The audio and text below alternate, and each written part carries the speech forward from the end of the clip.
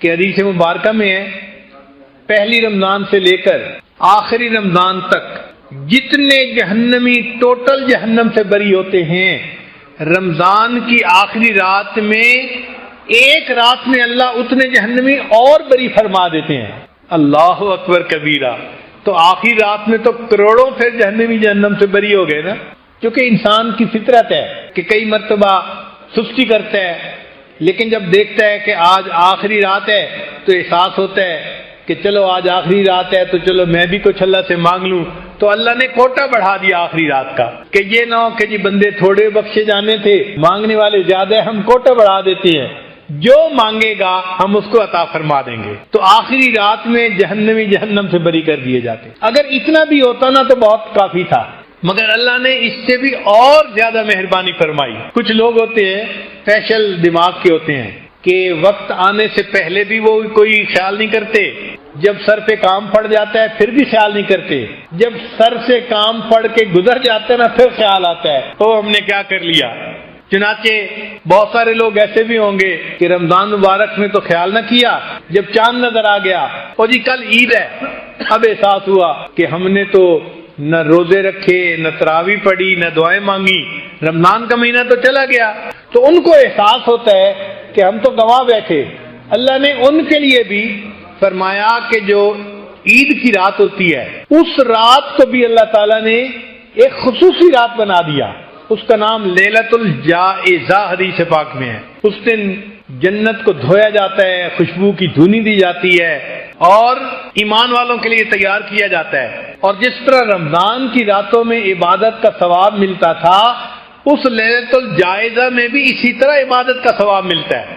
تو اللہ تعالیٰ نے اور مہربانی فرما دی کہ چلو بھائی اس رات میں تم کچھ کر لو۔ اللہ نے بخشش کے کیا کیا بہانے بنائے۔ قربان جائیں اس پروردگار پر کہ جس نے اپنے بندوں کے لیے بخشش کی انتہا کر دی۔ اچھا کچھ ایسے بھی ہوں گے کہ اس رات کا بھی احساس نہ کریں، تو اللہ نے فرمایا کہ اچھا رمضان تو گزر گیا، اب آج میں تمہاری مہمان نوازی کروں گا۔ عید کا دن اللہ تعالیٰ کی مہمان نوازی کا دن ہے، اس لیے انسان باقی سال بے شک روزے رکھے، عید کے دن روزہ نہیں رکھ سکتا، اس لیے کہ عید کے دن یہ اللہ کا مہمان ہوتا ہے، اس دن روزہ نہیں رکھ سکتا۔ تو عید کے دن فرمایا تم آؤ اپنے گھروں سے نکل کے عیدگاہ کے اندر اور یہاں آ کر تم 2 رکعت پڑھو عید کی نماز۔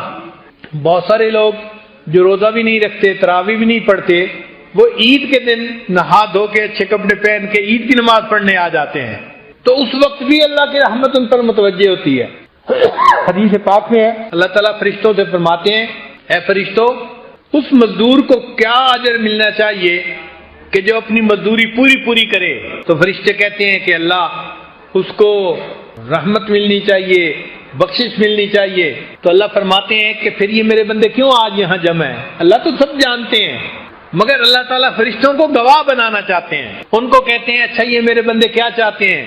تو فرشتے جواب دیتے ہیں عبادی و امائی، اے اللہ آپ کے یہ بندے مرد یا عورتیں سارا مہینہ انہوں نے روزے رکھے، تراویح پڑھی، عبادت کی، آج اکٹھے ہو گئے ہیں آپ سے مغفرت مانگتے ہیں۔ اللہ فرماتے ہیں اچھا فرشتوں تم گواہ رہنا، میرے بندو تم مجھ سے مانگنے کے لیے اکٹھے ہو گئے ہو، میں آج تمہارے تمام گناہوں کو تمہاری نیکیوں میں تبدیل کرتا ہوں۔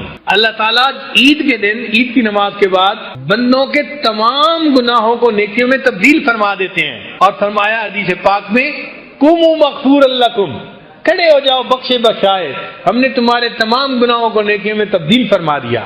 اللہ اکبر کبیرہ، سبحان اللہ۔ اللہ کی رحمت پہ قربان جائیں کہ اس سے بندے کے سب گناہوں کو اللہ معاف فرما دیتے ہیں۔ اور پھر فرمایا کہ میرے بندو اگر تم میرا احترام کرتے رہو گے، یعنی میرے حکموں کا احترام کرو گے، ان کی پابندی کرو گے، تو میں تمہیں فاسقوں کے سامنے اور کافروں کے سامنے کبھی رسوا نہیں ہونے دوں گا۔ یہ بھی وعدہ فرماتے ہیں کہ تم میرے ساتھ اگر اپنا تعلق ٹھیک رکھو گے نا تو میں تمہیں کبھی بھی فاسقوں کے سامنے اور کافروں کے سامنے رسوا نہیں ہونے دوں گا۔ تو جب اللہ تعالیٰ اتنے بڑے بڑے وعدے فرما رہے ہوتے ہیں تو سوچئے پھر ہمیں تو اس وقت میں اللہ سے خوب اللہ سے مانگنا چاہیے، دعائیں مانگنی چاہیے، رجوع اللہ کی طرف کرنا چاہیے۔ یہ ہماری زندگی کا بہت قیمتی وقت ہے، بخشش کا وقت ہے۔ تو اللہ تعالیٰ نے مومنوں کی بخشش کے بہانے بنا دیے، کرنی تھی مغفرت تو بہانے بنا دیے، جنت میں مومنوں کے ٹھکانے بنا دیے۔ اس لیے نبی علیہ السلام نے ارشاد فرمایا کہ روزہ دار بندے کو چاہیے کہ وہ یہ دعا اللہ سے ضرور مانگے، اللہم انی اسألک الجنہ واعوذ بک من النار، اے اللہ مجھے جنت عطا فرما دیجئے اور جہنم سے بری کر دیجئے۔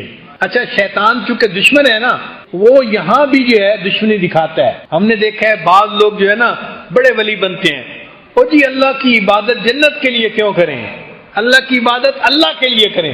بات تو بڑی اچھی ہے، نماز آپ ایک نہیں پڑھتے اور اللہ کی عبادت اللہ کے لیے کریں، جنت کے لیے کیوں کریں؟ اتنا جنت سے مستغنی نہ بنے، ہم تو اللہ کی ہر نعمت کے محتاج ہیں۔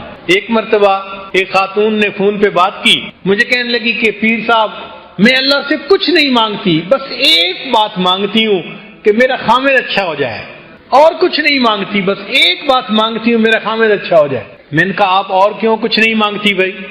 اگر اللہ تعالیٰ آپ کو بیمار کر دے پھر کیا ہوگا؟ میں نے کہا اگر اللہ تعالیٰ آپ کے دماغ میں خلل ڈال دے پھر کیا ہوگا؟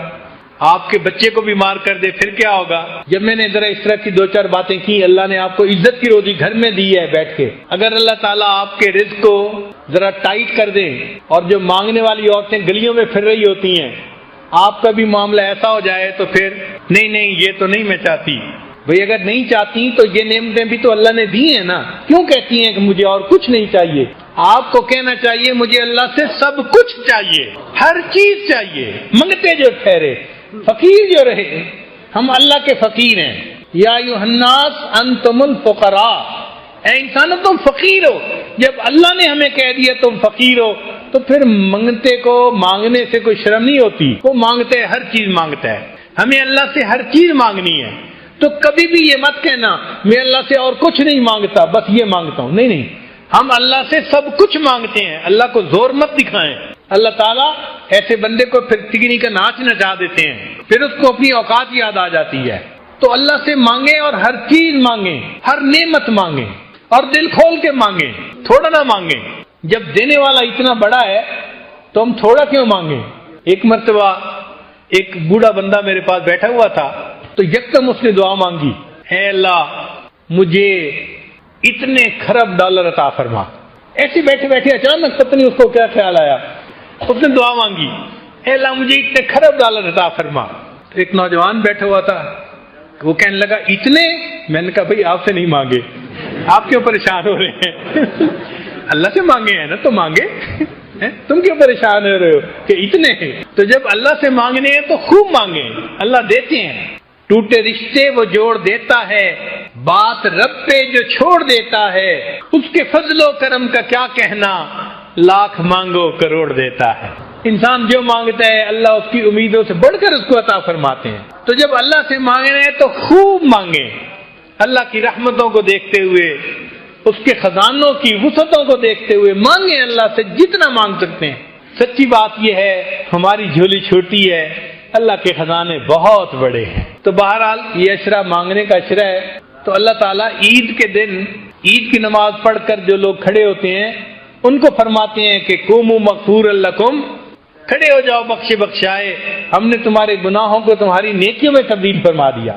تو مومن کے لیے تو یہ زندگی کا بہت قیمتی وقت ہے، لہذا ان مجالس میں بھی آپ بہت شوق ذوق کے ساتھ توجہ کے ساتھ بیٹھیں، اور یہ جو 10 دن کے ایام ہیں ان کے اوقات کو بھی خوب عبادت میں گزاریں، ذکر میں، تلاوت میں، نوافل میں، جتنا عبادت کر سکتے ہیں اتنا کریں، اپنے آپ کو تھکائیں عبادت میں۔